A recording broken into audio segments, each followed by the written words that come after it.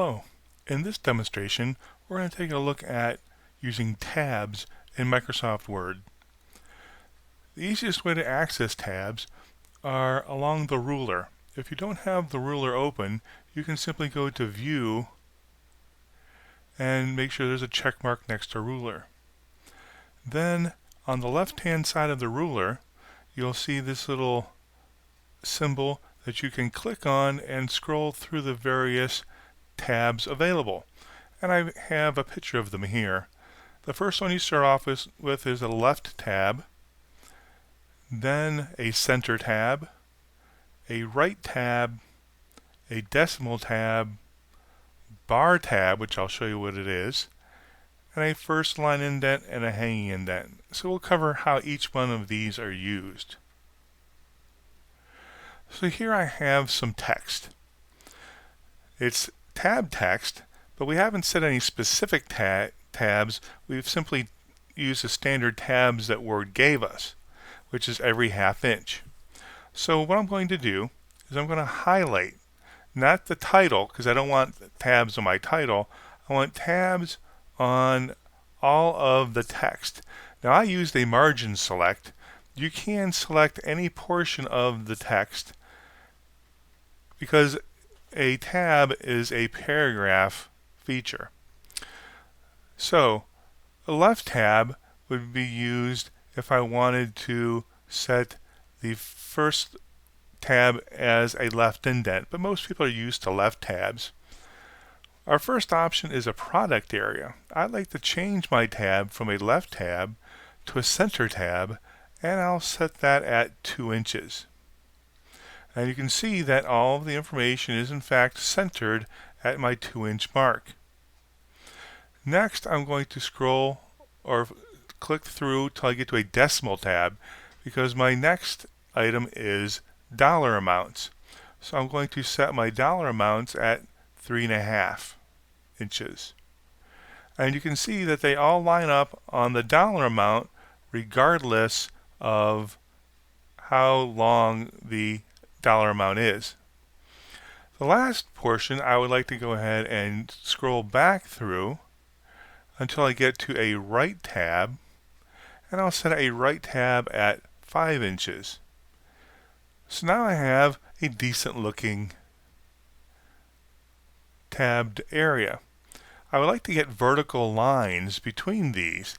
You could try to do this with actual lines, going up to insert and a shape and drawing a line, but we can do it with a bar tab, that vertical line. I can simply click in my ruler and I get a vertical line. I want to move this one over. I can adjust my tab because this one's too far to the left by clicking and holding on to the tab I created and simply dragging it into position. And then I can set a bar tab here as well. And just like that, we have a tab table with vertical lines to indicate where they separate.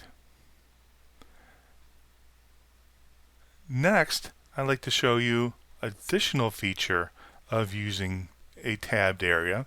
Here I have a table of contents, but it's a little different than your normal table of contents because it has not only the section, but it has the author.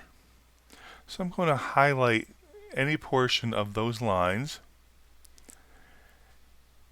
and I'm going to have this first set of authors, instead of being at the ½ inch, I'd like them to be at the 1-inch mark. So I'm going to change back to my left. I missed it, so we'll scroll through there. My left tab, and then I'll just click at the 1 inch on my ruler. And since I already had the tab in there, it jumps to where I set the tab.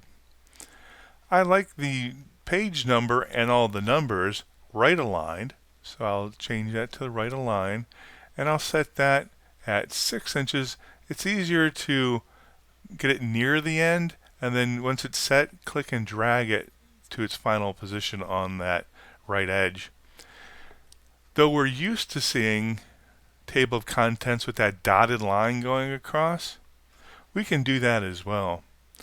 All we have to do is point at any of the tabs on our ruler. I'll double click on this 1-inch tab, and the tabs dialog box appears. I'll choose the 6.5-inch tab, which is the tab all the way on the right, and I'll change it to a dotted leader. Choose the set. So now that option is set. Choose OK, and we have a dotted leader. Now I have this tab here that's a dotted leader to page number, and page number probably shouldn't have a leader.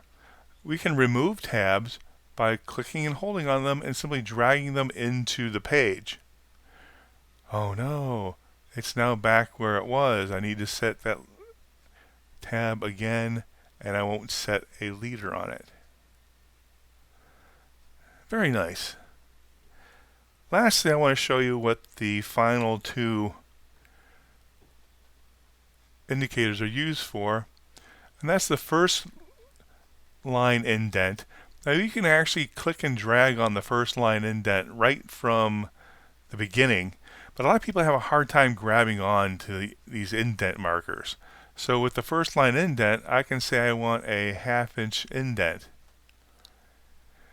And if you wanted to, you could change it to the hanging indent, which is any line other than the first line, and say I want that at 1 inch. If this happened to be a quote from a book, which this is, I can also click and drag the right marker, and now it's indented on both sides. I'd like to thank you for watching this demonstration on Microsoft Word tabs.